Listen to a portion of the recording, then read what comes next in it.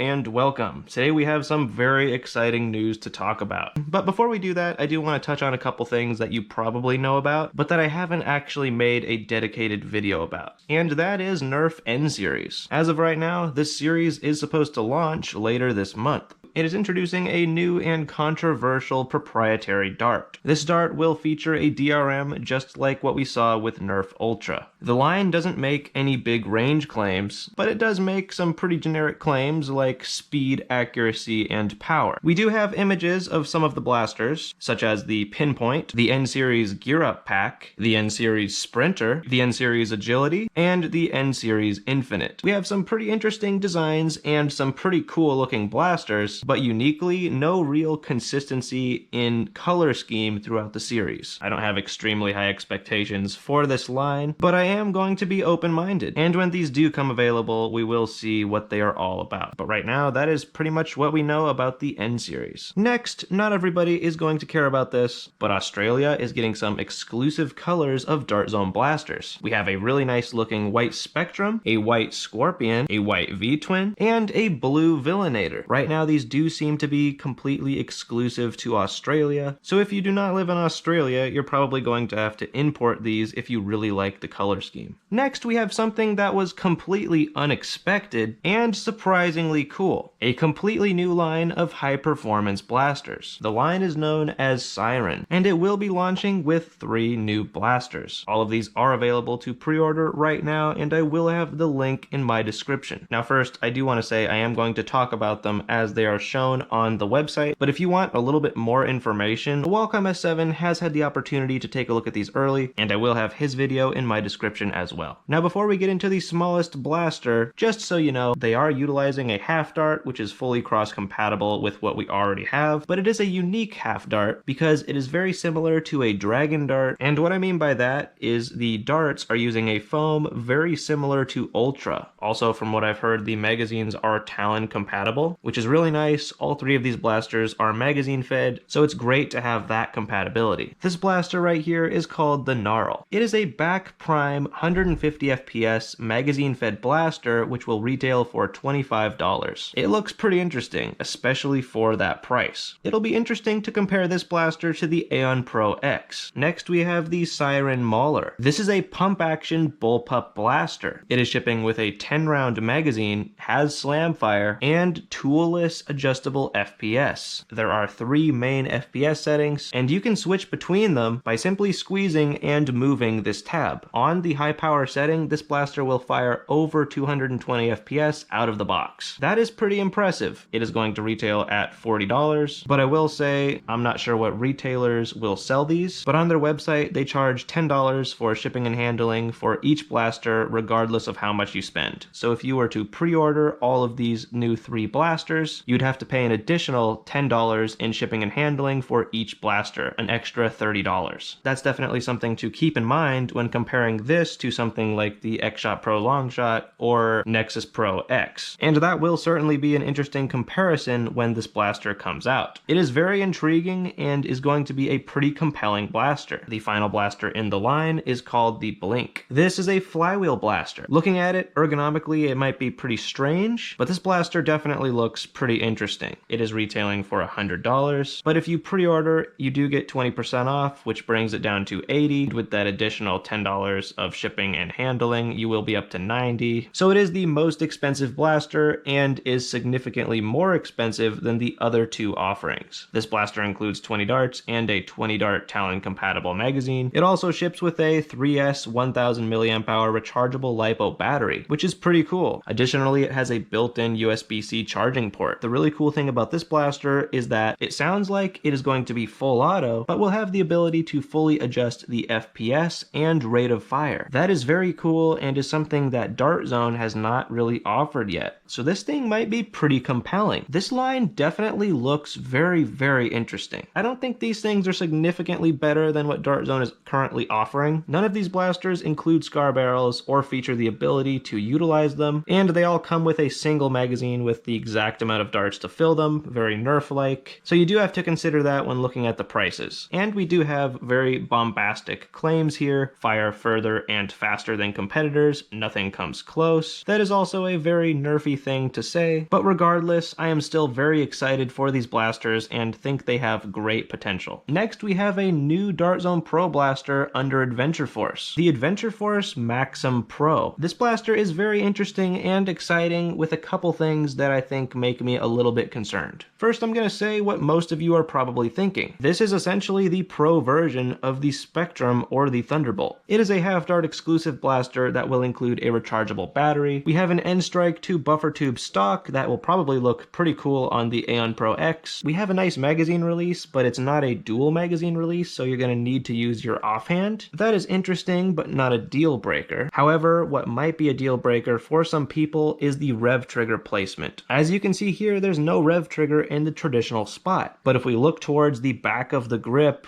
we do see the rev trigger. This is a super odd placement. If this were a Springer, this would make a whole lot more sense. Grip safeties are not necessarily bad. The problem is, a rev trigger is not really a safety. I think this really clunks up your ability to properly control your blaster. To turn off the flywheels, you have to break your grip on the handle. That is a really odd design choice. So immediately, that might turn a lot of people away from the Maxim Pro. But I mean, I don't have it in person, this is just speculation, and maybe it'll be fine. So right now, while I am pretty excited for this blaster, part of me is also cautious about the rev trigger placement. This thing should be coming out soon, I would guess late June to early July, and will retail for around $40 exclusively at Walmart. Finally, we have what I am probably most excited for in this video, the Dart Zone Max Venom Pro. This blaster was just randomly dropped on Dart Zone's website. While it's not available yet, I think it'll be available much sooner than we would probably normally expect. Now, being part of the Max line, this is the first time we see this green color, and it makes me think that there's a high chance the Striker 2.0 turns out to match this blaster. The Venom Pro will fire at about 130 feet per second. It'll include 24 darts, 2 magazines, each of them holding 12 darts, will be compatible with the Dart Zone Scar barrels, and will include a 7.4 volt 1800 milliamp hour rechargeable lithium ion battery. So yes, this is an electric flywheel blaster, and that fact alone might give you a lot of questions. Now, I'm not 100%, but I'm pretty confident about my speculation here. I think this blaster is going to work very similarly to the Worker Nightingale, where as you pull the trigger, it revs and fires simultaneously, so no need for a rev switch. Also, the magazines will not be Talon compatible. It's great that you're getting 2, and the reason they are not going to be Talon compatible is to make them as slim as possible. Because this is going to be a secondary, people are going to have it in holsters, and it is a really cool option to have.